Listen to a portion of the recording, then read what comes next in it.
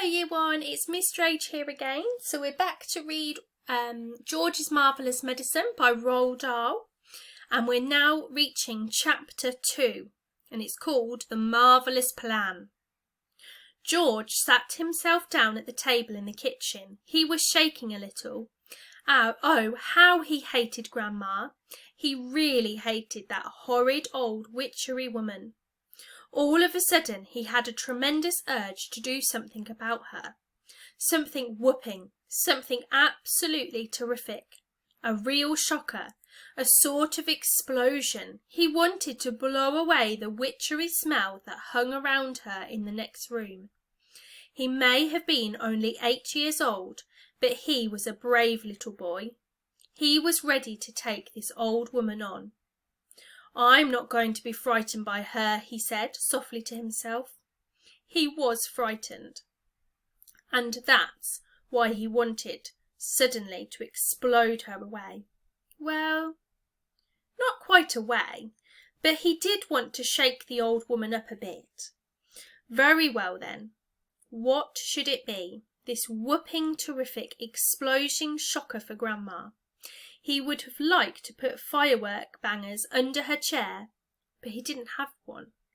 He would have liked to put a long green snake down the back of her dress, but he didn't have a long green snake. He would have liked to put 6 big black rats in the room with her and lock the door, but he didn't have 6 big black rats. As George sat there pondering this interesting problem, his eyes fell upon the bottle of Grandma's brown medicine standing on the sideboard.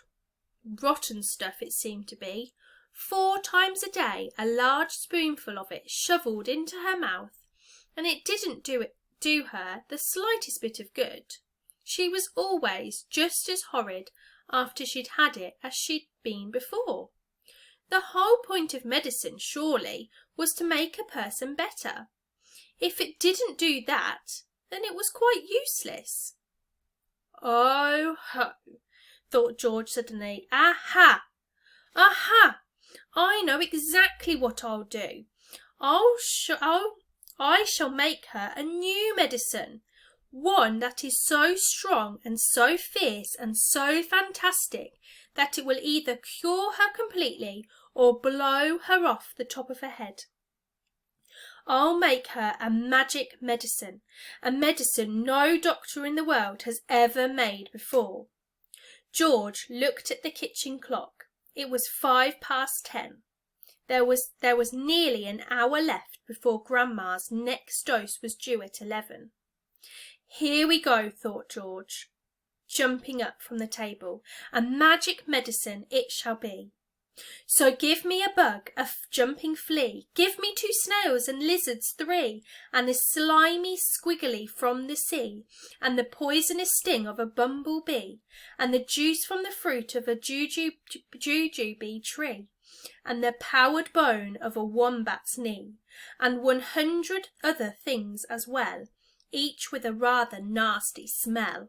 I'll stir them up, I'll boil them long, a mixture tough, a mixture strong, and then hi-ho, and down it goes.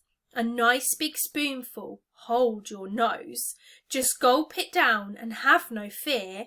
How do you like it, Grandma dear?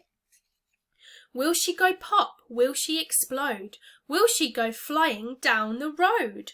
Will she go puff in a puff of smoke, start fizzling like a can of Coke?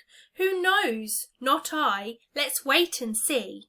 I'm glad it's neither you nor me. Oh, Grandma, if you only knew what I've got in store for you. Okay, that's the end of chapter 2. I hope you're enjoying it as much as I am.